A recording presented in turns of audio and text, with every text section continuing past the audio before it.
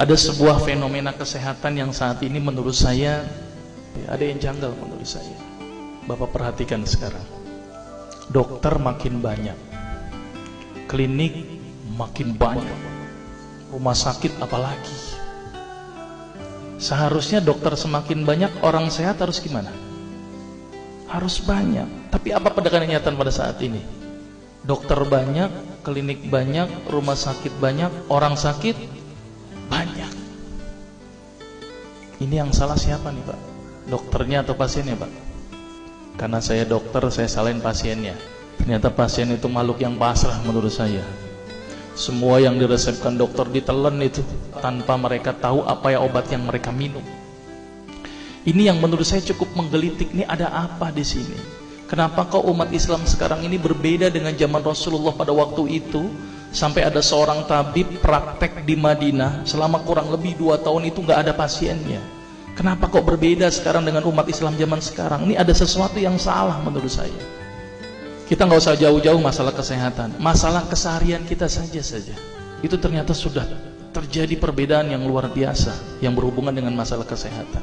Contoh, saya contohkan. Makan sehari berapa kali? 3 kali ya, katanya 3 kali. Padahal nih ada yang mengatakan bahwa makan sebelum lapar, berhenti sebelum kenyang. Berapa kali berarti? Tidak 3 kali, terserah perut. Jadi patokan 3 kali sebenarnya dalam Islam itu tidak ada sebenarnya. Ada sesuatu yang aneh. Maka itu saya sempat berpikir, ini jangan-jangan ini ada sebuah kesalahan dalam diri saya. Maka itu saya setelah lulus dokter, saya melanjutkan kuliah lagi, tapi tidak ngambil spesialis gitu ya. Jadi saya ngambil kuliah lagi jurusan tafsir hadis gitu ya. Ketika belajar hadis itu banyak sesuatu yang menurut saya luar biasa yang tidak pernah dikupas. Ya, ilmu kesehatan yang luar biasa tetapi tidak pernah dikupas. Nah, di situ saya bertemu dengan seorang ustadz. Kemudian ustadz itu bilang begini. Ini latar belakang saya kenapa saya belajar pengobatan Nabi. Ustadz itu bertanya kepada saya begini, "Dok, antum yakin gak sih dok kalau antum masuk surga?" Saya jawabnya pada waktu itu apa? "Yakin Ustaz, saya masuk surga karena Allah menurut prasangka hambanya." Tapi Ustaz itu bilangnya lain. "Kayaknya antum masuk neraka deh." Waduh. Dia memberikan data-datanya ke saya. Maka saya bersyukur kepada Ustaz tersebut ya. Dia ambil pada waktu itu, mohon maaf ya, saya menyebut merek, mohon maaf. Lihat dong, Lovenox, obat yang dipakai untuk mengencerkan darah. Biasanya diberikan pada penderita penyakit jantung, stroke dan gangguan bekuan darah. Di situ tertuliskan kata apa? Porsin origin. Ada yang tahu porsin? Porsin itu isinya Pak, babi Pak.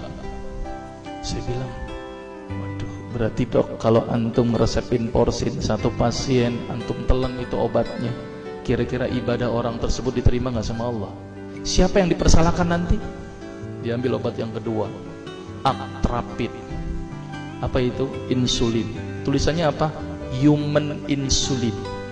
Jadi diambil dari manusia yang telah meninggal, diambil pankreasnya, insulinnya, yang menderita penyakit kanker pankreas, dibuatlah obat. Berarti dokter sudah menyuntikkan manusia ke dalam manusia. Diambil obat namanya analsik.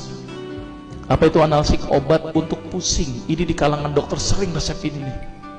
Isinya apa? Antalgin dan diazepam. Makanya kalau orang minum obat ini pasti ketagihan, saya yakin. Karena kenapa? Karena mengandung diazepam. Diazepam itu apa? Narkoba.